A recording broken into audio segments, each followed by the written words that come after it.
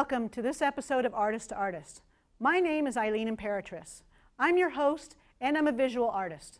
One of the things I find most valuable as a working artist is to get to know other artists, to share techniques and experiences. So today I'm lucky enough to be visiting with my friend Joyce Aiken, who has an impressive art career, and I'd like to learn more. I'm assuming that you started out doing art very young. And how did you come to know that you wanted to do art? Well, I did it all the time then, probably more so than when I was teaching, because I had more time. I made art all the time when I was a child, either in school or at home, and all kinds of things, and it was just my creative direction. The making of the work is the most important part for me. It's not, if somebody wants to have a show and wants to get my things together and put them in, that's fine with me. But that's not my main object of making art. I have to say, I feel exactly the same way. For me, it's the actual process of making the art piece, working in the studio personally. Yeah. That's the whole point, it seems like. And then if anybody likes it beyond that, that's great. Yeah, exactly. But now, so then you say you work throughout the house or wherever you find a space. Do you still feel like you're setting up some sort of an environment for yourself to focus and connect with your work, or do you feel like you can just do it at a moment's notice? Oh, I can do it anytime. So you already have an idea and then you just go and work on it? Well, you know, a lot of the times it will be a commitment to an exhibition that gets me started. Like, that was a wonderful idea when you asked me to do something for Howell. Yeah. I probably would not have thought to do the piece. I mean, it wasn't even in my consciousness at the time to do that piece, but because there was going to be some experience that came from it and a place to show it, I really loved working on that piece, and that's the kind of thing I prefer. Like, I'm doing now a series for this Oakland show for next year on fabric pieces that are all mandalas. And so I've been researching that right now. That's the kind of thing I really like to do, is get ready, have some reason for doing it. And it's a curator who came down here to choose the work for this last show, who was looking at some things and said, I like to have an exhibition one year and follow it up the following year with some of the same artists, especially if the first exhibit is successful, because people come back to the gallery looking for that. I've always admired your involvement in the Feminist Art Movement, so I wanted to know how you got involved with that in the first place. Well, Judy Chicago came to Fresno State in 1970, and I wasn't there because I was on sabbatical. She was able to come because she took the place that I vacated. So when I left, there was a position open so she could come. So she came for 1 year and I was gone, and then they extended her contract another semester. So she was there a year and a half. Oh, okay. And then when she left, Rita Yokoi taught the feminist art classes. Judy started them, Rita Yokoi continued them. And then Rita left to go teach at UCLA or USC, and the program probably would have dropped if I hadn't stepped in. And they wanted somebody who had tenure to take the job, because it was the kind of job that somebody could get fired for very easily. Why? And because Judy had stirred up so much with the feminist program that they probably would have dropped it if we hadn't gone in. So I was reluctant at first to do that, to go into it, because I had no background, because feminist art was really only 2 years old. So, but I took on the job, and that was in 1973 in the fall, and I had my first classes, and so by the first semester we did a lot of consciousness raising, a lot of things that Judy had done. The second semester I decided that wasn't the way I wanted to work, so I had my students set up a program where they had to come up with a full new body of work, personal response to their own experiences, and then they had to find a place to exhibit in town, which they all did separately, and then they had to put out press releases and have an opening and invitations and all. And so by the end of that semester, they were all so involved in that and liked doing that, to the point that we met through the summertime with a number of those students, and we started Gallery 25. And that's how Gallery 25 came into existence. Right. It was from those students who had exhibited in the spring semester when they were required to have an exhibition somewhere in town. Mm-hmm. And they had never done that before, and they had not, most of them hadn't been in a show of their own, a solo show. And they held them in banks and in furniture stores everywhere, all over town. And they really liked, when you have an exhibition and you get it all ready and then you have your opening on, there's a real high that comes in there. And they got to where they really wanted to experience that more. So we called it Gallery 25, thinking that we would have 25 artists as the maximum. We started out with, I think, 12 or 15, and it grew from there. And we had little storefronts on Van Ness Avenue in the Tower District area, and then over by Fresno State, by Fresno High School, and then downtown. So that we moved around until now it's huge, and now it's no longer just women. Right. It was just a women's gallery initially. So were you on the board then, or involved with the gallery for some years? I was involved in the gallery until towards the end of the 1980s. And I was overseas teaching most of the time then. And they wanted to open it up to make it a co-op gallery, and I thought that isn't what I had initially been involved with, so I dropped out at that time. I have shown there since. Okay. On invitations, but not as a member. I've been invited to show there a couple of times myself, so that's been a nice experience. But I wondered personally, for the women who started it, how they felt about the change of it being turned into a co-ed and co-op and everything else, because since originally it was meant as a women's. Yeah, the space is so big now, and they need to have, I think they must have 40 members now. And because of the rent and the space and all that, right. And it's pretty good size, they need to have more members, and I guess it works. So then that was in '73, and I continued to teach it until I retired in 1992. Wow. And now they've continued the program, or No, they it just dropped it as soon as completely I left. stopped after you left? Wow.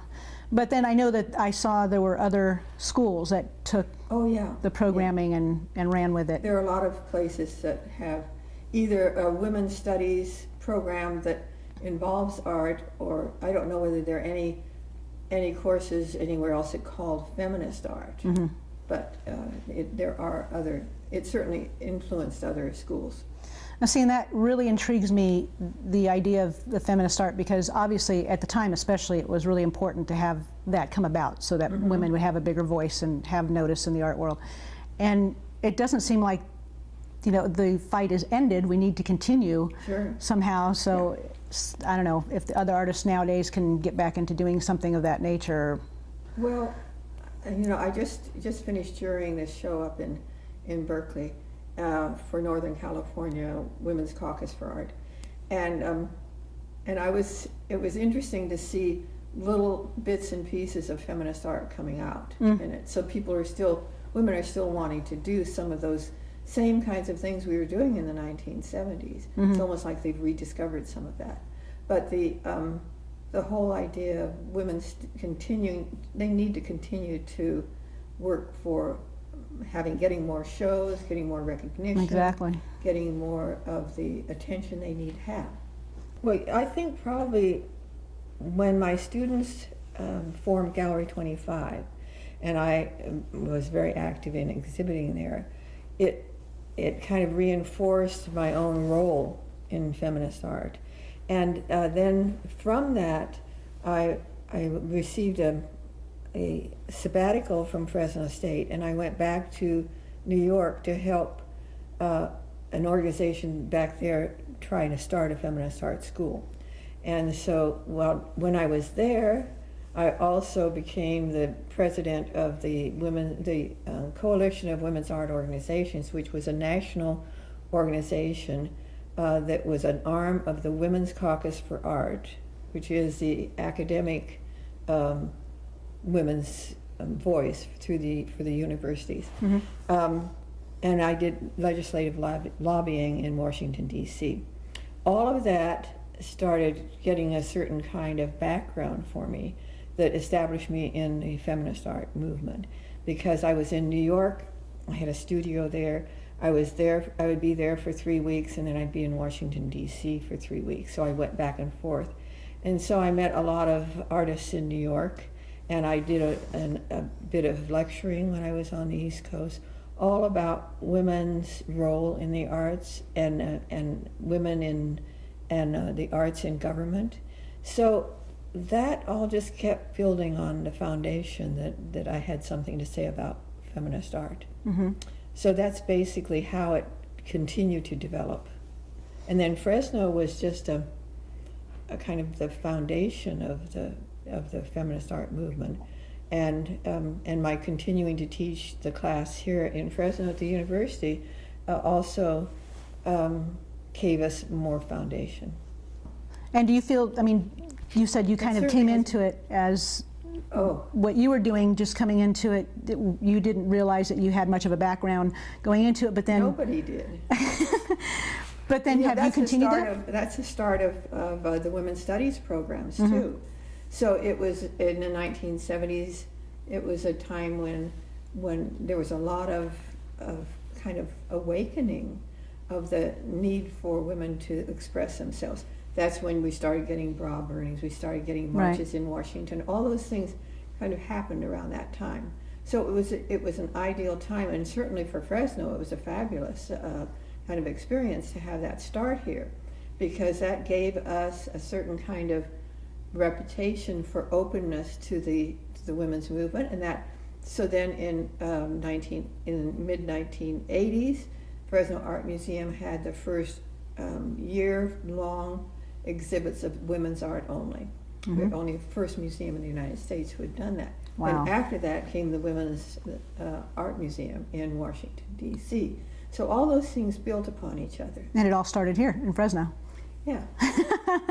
And that's what's great, the legacy that has been mm-hmm. built and hopefully will continue. Mm-hmm. But now again, what I was getting at earlier was that you felt like you came into it, you weren't necessarily had that background of going into feminist art, but as an artist yourself, as a female, did you feel that it affected then the art you did from that point on? Yeah, and it certainly did. My field had been painting and sculpture, and after Judy came and after I was teaching the class for a while, my art changed to textiles and to the kinds of things that my mother had taught me, which was to work with quilting and knitting and crochet, all those things that Mimi Shapiro, when she was working with Judy down at Women House and in some of the work she did in New York, were saying women need to take back what their own studies were before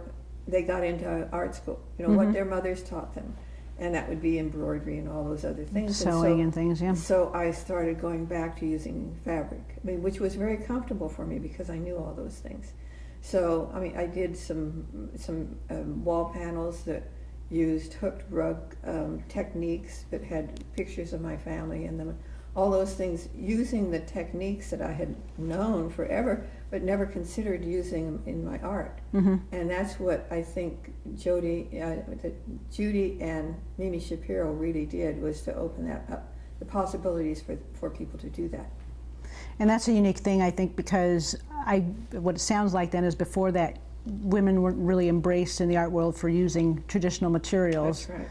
It was more that you had to conform then to what was expected of the male counterparts, mm-hmm. that the women would do the same thing. So it really opened up a lot of doors then for women to be able to feel comfortable with going back to traditional things. Right. Yes, that was. And then it kind of spread through the whole United States, and we got a lot of people. Jean Ray Laurie brought back quilt making. Mm-hmm. That became very important nationally, and conceptual art began to play its part in all of these media. So that was something that I think was very important for the movement. Very good. So then when you started out actually doing art for the first time when you were even younger than that, what you said you were more into? I was mostly into painting and three-dimensional work. when I have my degree in studio art and in industrial art, so I learned all of the techniques of working with wood and metal and such, so that and then I taught ceramics and I taught sculpture for a while. I mean, for short times, because I was basically teaching in the three-dimensional area, and in crafts and in textile design and some drawing and feminist art. Those were my areas of teaching at Fresno State. Mm-hmm. So when you were developing, I mean, you started out doing art when you were very young, before you even went to college, I would imagine. Oh, and yeah, when I was in grammar school, I started doing a lot of drawing. And then it just evolved through the years to where you got to college, and then of course... When I went to Fresno State, I had had so much art in high school that I decided I didn't need to do that. So I was a math major. Oh, and really? I was a business major. And then I went out to work doing accounting. It was so boring that I decided to go back and get my degree in art. That's what I did. I hadn't completed the 4 years. I had gone part way, and then I thought, oh, I'll go out and work for a while. And then I hated it. I mean, I loved the classes. I liked doing what I was doing at the time, but when it came to actual going out and working in the field, it was so boring. So I decided to go back and get my degree in art. That's how. That's great. But it's not a bad background. No. That. Right. And then, of course, it all feeds into the evolution of what your work becomes through the years. And do you ever think about going back to some of the other things you did before, or you just take it each step? Now my work involves so many different directions, because I don't do just one thing all the time. So I'm not doing a lot of painting and drawing, but I do incorporate the work that I have done working with wood and all those other media, so that I can, whatever my idea or concept comes up, then I can use any of those materials that I have background in. And you said that you had thought then previously about becoming a teacher as you were going through your studies. I decided I didn't want to go out into the business world. I'd rather teach. So I got my teaching credential and I started teaching. After I graduated. And that lasted for, was it 20? Well, no, I was at Fresno State about 32 years. Wow. Actually, I started at Fresno State in 1956. So how many years ago is that? That's like 56 years ago or something. But I went to Fresno State to teach just a year after I graduated. So it was a very short time. That is right. Really quick turnaround then. Yeah, but I was teaching like one semester at a time when somebody went on sabbatical, and then and in between that time I was married, I had 2 children, and I was still teaching. And then in 1961 I started teaching full time, because we had moved away and come back. My husband was transferred. We came back to Fresno and I started teaching full time in 61, and I quit in 92, so that's 31 years. So all the time while you were teaching, did you feel you still had enough time to do artwork that you wanted to produce for yourself? Not as much.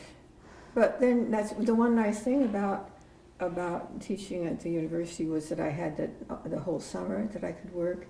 I was also Jean Laurie and I had a design business. We did a lot of design work. When my kids were really little, that's when we did the mosaics on the Fulton Mall, those things that we could do at home. I guess that's when I started realizing I could just work anywhere. Set up a ping pong table out in the backyard and work. That's what we did at that time.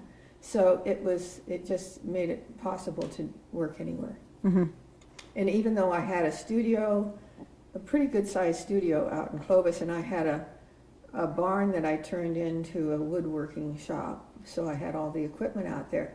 I still, when I finished things, I was always working at the dining room table. It's always been the final working space, unless it was a piece so big I couldn't fit it on the dining room. I couldn't fit there, then I'd stand it up in the studio and work. Right. And I haven't worked that big since. That's one of the things about moving into fabrics, is that a lot of the things, since I'm not weaving or doing huge things, when I was at Fresno State, if I wanted to do any surface design, I always did it in the room that I had for my own classroom. So I didn't really need to have another space. Okay, that helps you in that regard then, yeah. A lot. And so is there particular pieces or a particular time of your work that you found was the most pivotal to how you even work to this day? I think mostly it was when I gave up surface design and I started working with the material in their natural form without altering them except by manipulating them. That became something that I really responded to myself, and I didn't go back to doing embellishments of any kind other than the honesty of the material. That's great. And you just find the materials wherever, or do you specifically look for things? For a while I worked only with hand-woven fabrics, cottons and things.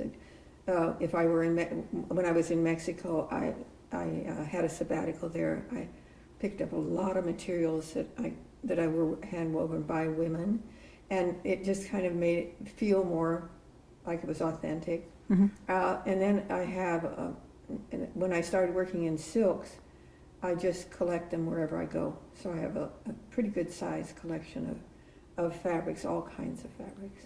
And you keep those then? That's my palette. Yeah. In storage, you have those in places where you can get to them? Everywhere. All the closets are hanging with fabrics.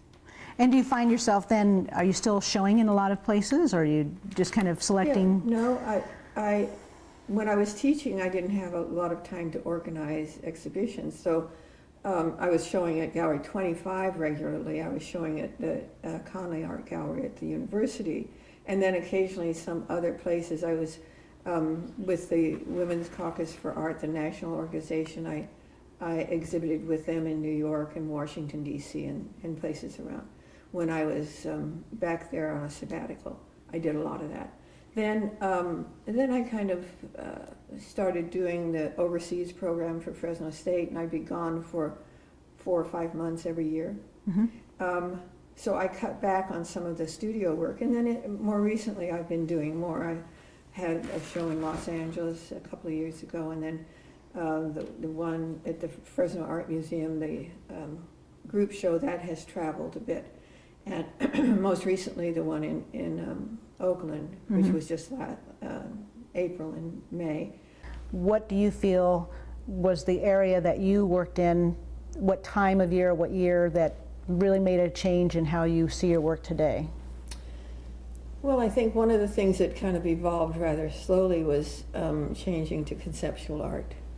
And that has been more recent. You know, I did, I started earlier on with some conceptual art, but now I'm not interested in doing anything unless it has some social meaning to it, or it has something that has a direction that I feel really comfortable with, that is, I would not go back to painting watercolor landscapes like I did that in the 1960s when I was teaching. I was teaching that kind of painting. That doesn't interest me anymore. I'm much more interested in doing something that I have to research in social issues and such.